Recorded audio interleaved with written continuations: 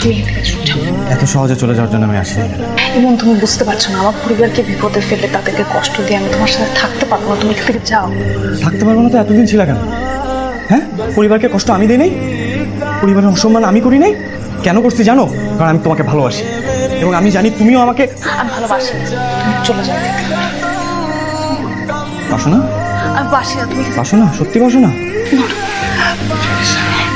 তোমার পাগলামি করো। বলো তুমি বাসো না? হ্যাঁ,